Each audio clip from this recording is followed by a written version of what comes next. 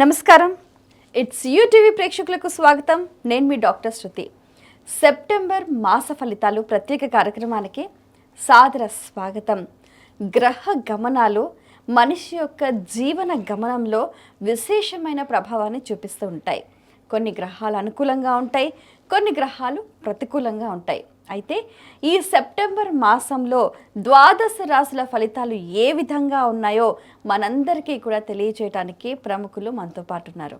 ఎన్నో దశాబ్దాలుగా అమ్మవారి ఉపాసన చేయటమే కాకుండా అమ్మవారి శక్తితోటి ఎంతోమంది సమస్యలకు చక్కని పరిష్కార మార్గాల్ని చూపటమే కాకుండా జ్యోతిష శాస్త్రపరంగా వాస్తు శాస్త్రపరంగా కూడా ఎంతోమందికి చక్కని సలహాలు సూచనలు అందిస్తూ మరెంతోమందికి కూడా మార్గదర్శకులుగా నిలవటమే కాకుండా తనకున్న పరిజ్ఞానాన్ని దేశ విదేశాల్లో అందరికీ అందిస్తున్నారు. మీ అందరికీ బాగా సుపరిచితులైన బ్రహ్మశ్రీ నానాజీ పట్నాయక్ గారు. వారితో మాట్లాడి మరిన్ని విషయాలు వారి మాటలు తెలుసుకుందాం. ఈనాటి కార్యక్రమం ప్రారంభిద్దాం. నమస్కారం గురుగారు. శ్రీమాత్రే నమః. మీనరాశి వారికి ఎన్ని గ్రహాలు అనుకూలిస్తున్నాయి, అలాగే ప్రతికూలించే గ్రహాలు ఎటువంటి పరిణామాలు వీరికి చూపించే అవకాశాలు ఉన్నాయి? తప్పకుండా అమ్మ. మీన రాశి వారికి రాశిలోనే చంద్రుడు ఉన్నాడు. అంటే స్టార్టింగ్తో ఏంటంటే రాశి నుంచి 2వ స్థానంలో చంద్రుడు ఉంటాడు. రాశిలో వక్రించిన శని వల్ల ఏంటంటే వీళ్ళకి పర్టికులర్గా ఏలినాటి శని ప్రభావం తగ్గుతుంది. తగ్గడము 12లో రాహు ఉన్నందుకు విదేశీ ప్రయత్నాలు సక్సెస్ అవ్వడం అనేటువంటిది ఇస్తుంది చెప్పాలంటే. అయితే ఇక్కడ 4లో కుజుడు ఉన్నాడు, పంచమంలో ఉచ్చస్థానంలో ఉండే గురువు, 6లో రవి బుధ కేతువులు. ఆ యొక్క బుధుడు 7వ తేదీకి సప్తమంలోకి మారిపోతున్నాడు. సప్తమంలో నీచ స్థానంలో ఉండే శని, శుక్రుడు కూడా అష్టమంలోకి మారుతున్నాడు, రవి కూడా 17వ తేదీకి మారుతున్నాడు. ఇక చంద్రుడైతే ప్రతి 2.5 రోజులకు తిరుగుతూ ఉంటాడు. మరి ఈ యొక్క గ్రహస్థితిని అనుసరించి వీరికి ఎలా ఉండబోతుంది, ఏ దేవత ఆరాధన చేయాలి, ఎటువంటి విషయాల పట్ల జాగ్రత్త వహించాలనేటువంటి అంశాలు చెప్తుంది నేనైనప్పటికీ చెప్పిస్తుంది సాక్షాత్ లలిత అమ్మవారిగా భావిస్తూ ఆ లలితాంబిక అమ్మవారి యొక్క అనుగ్రహం మీకు పరిపూర్ణంగా కలగాలని మనస్ఫూర్తిగా కోరుకుంటూ, మీనము వారికి ఫస్ట్ ఆఫ్ ఆల్ ఈ 19వ తేదీ వరకు ఏదైనా ల్యాండ్కి డబ్బులు ఇచ్చినా, ల్యాండ్ విషయంలో తీసుకునేటువంటి కొన్ని నిర్ణయాల విషయంలో కొంచెం జాగ్రత్తగా ఉండాలి. అది రియల్ ఎస్టేట్ రంగాల్లో ఉండేవారు కావచ్చు, రైతులు కావచ్చు, కొంచెం జాగ్రత్తగా ఉండాలి. ఎప్పటి నుంచో సంతానం కోసం ప్రయత్నం చేసేటువంటి వారికి ఇప్పుడు గురువు ఉచ్చస్థానంలో ఉన్నాడు కాబట్టి సంతాన ప్రయత్నాలు సఫలీకృతం అవుతాయి. అందులో ఎటువంటి సందేహం లేదు. గవర్నమెంట్ అండర్టేకింగ్ లేదా గవర్నమెంట్ జాబ్ సంబంధించిన ప్రయత్నాలు చేస్తే చాలా అనుకూలంగా ఉంది.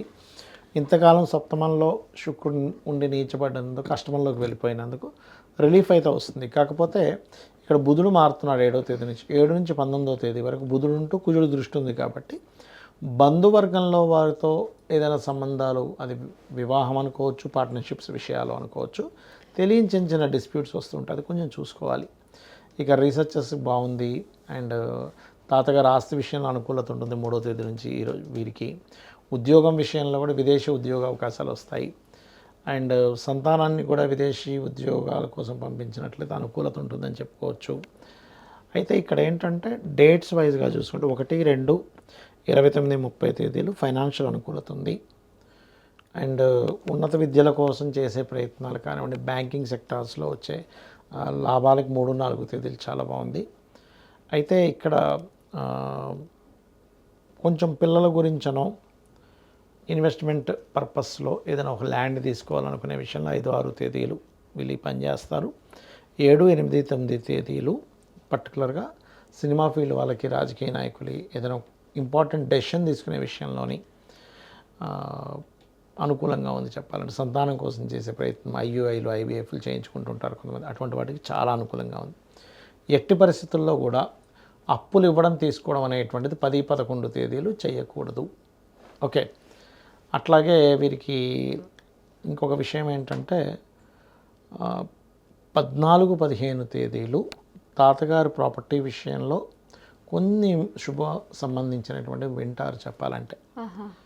అయితే వీరికి క్రియేటివ్ ఫీల్డ్లో ఉండేటువంటి వారికి గట్రా చూసుకున్నట్లయితే ఈ నెల అనుకూలంగా ఉంది ఉద్యోగ అవకాశాల కోసం. క్రియేటివ్, బ్యాంకింగ్, చిట్ ఫండ్స్ ఇట్లాంటి విషయాల్లో విదేశాలు వెళ్ళడానికి కూడా వీళ్ళకి అనుకూలంగా ఉంది. వీళ్ళు ఎక్కువగా దత్తాత్రేయుడి యొక్క ఆరాధన, దక్షిణామూర్తి యొక్క స్తోత్ర పఠనము ఎంత చేస్తుంటే అన్ని విధాలు బాగుంటుంది వీరికి.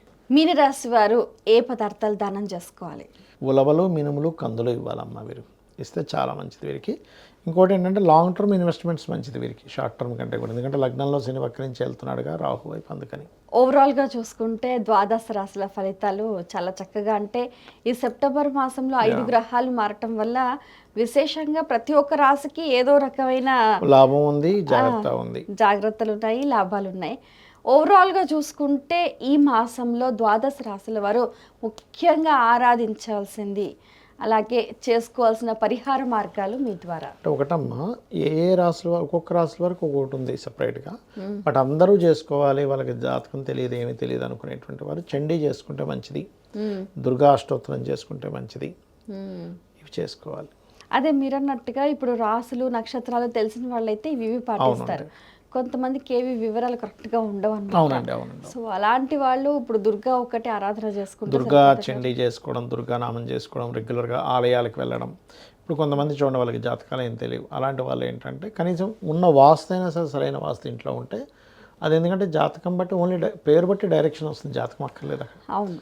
కాకపోతే ఏంటంటే ఉన్న ఇల్లు కరెక్ట్ పదంలో పడ్డ ఇల్లు, సరిగ్గా సింహద్వారం బాగున్న ఇల్లు, లోపల టాయిలెట్స్ ఏదైనా ఉంటే బ్లాకర్స్ అంటే అక్కడ ఆ రెమెడీ చేసుకోవడం, అలా గనక ఉన్నట్లయితే బాగుంటుంది. ఇంకోటి ఏంటంటే మనకి ముందుగానే సిమ్టమ్స్ తెలుస్తుంటాయి, జాతకం లేకపోయినా.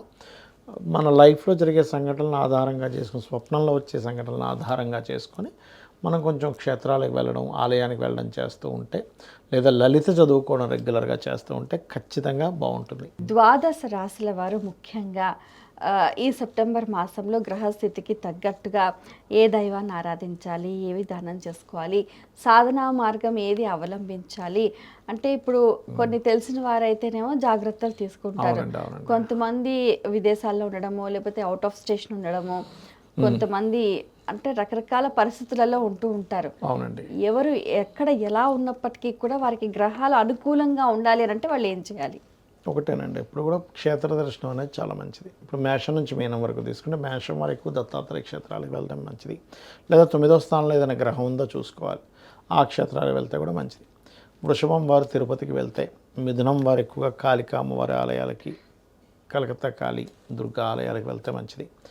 కర్కాటకం వారు దక్షిణామూర్తి ఆలయాలు, మంత్రాలయం ఇలాంటి ప్రదేశాలకు వెళ్ళాలి. సింహం వారు లక్ష్మీ నరసింహస్వామి క్షేత్రాలకు వెళ్తే మంచిదమ్మా. మనకి ఇక్కడ యాదగిరి ఉంది అట్లా. అండ్ అదేవిధంగా మనకి చూసుకున్నట్లయితే కన్యవారికి వీళ్ళు ఎక్కువగా లక్ష్మీదేవి క్షేత్రాలు, లేకపోతే కంచి కామాక్షి, మధుర మీనాక్షి లాంటి క్షేత్రాలకు వెళ్తే చాలా మంచిది. తులవారికి ఏంటంటే వీరికి విష్ణు ఆలయాలు, తిరుపతి కావచ్చు, పద్మనాభ ఆలయం కావచ్చు, ఇలాంటి క్షేత్రాలకు వెళ్ళాలి. వృశ్చికం వారు అన్నపూర్ణ ఆలయాలు, అమ్మవారి క్షేత్రాలకు వెళ్ళొచ్చు. ధనస్సు వారు సూర్య ఆలయాలకు వెళ్ళాలి. ఇప్పుడు ప్రస్తుతం ధనస్సు నుంచి 9వ స్థానంలో కేతు ఉన్నాడు కాబట్టి గణపతి క్షేత్రాలకు వెళ్తే కూడా చాలా మంచిది. ఇక మకరం వారికి కనుక చూసుకుంటే, ఇక్కడ పర్టికులర్గా 9వ భావంలో బుధగ్రహం అంటే బుధుడు అవుతున్నాడు కాబట్టి వీళ్ళు కూడా విష్ణు ఆలయాలు, తిరుపతికి వెళ్తే చాలా మంచిది. కుంభం వారు అమ్మవారి క్షేత్రాలు, మీనం వారికి సుబ్రహ్మణ్యేశ్వర స్వామి క్షేత్రాలకు వెళ్తే చాలా మంచిది.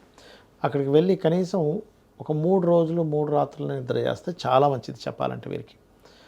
అక్కడ ముఖ్యంగా ఏంటంటే అక్కడ ఉన్నంతసేపు కూడా దైవనామస్మరణ చేస్తూ ఉన్నట్లయితే వాళ్ళ జాతచక్రం తెలిసినా తెలియకపోయినా ఎలాగున్నా ఆ క్షేత్ర బలం వల్ల వాళ్ళకు కొంత బలం అనేటువంటిది రావటం జరుగుతుంది. చాలా సంతోషం అండి. మీ అమూల్యమైన సమయాన్ని కేటాయించి ఎన్నో విషయాలు వివరంగా మాకు తెలియజేసినందుకు ధన్యవాదాలు. శ్రీమాత్రే నమః. వీక్షించారు కదండి, ఇది ఇవాల్టి మన సెప్టెంబర్ మాస ఫలితాలు. గురుగారు చెప్పినట్టుగా ద్వాదశ రాశుల వారు ఆ రకమైన పరిహారాలని చేసుకుంటూ, పదార్థాలు దానం చేసుకుంటూ, దైవ దర్శనం చేసుకొని చక్కటి గ్రహ అనుకూలతను పొంది విజయాలు సాధిస్తారని మనస్ఫూర్తిగా ఆకాంక్షిస్తూ మరో కార్యక్రమంలో మళ్ళీ కలుసుకుందాం. అంతవరకు సెలవు, నమస్కారం.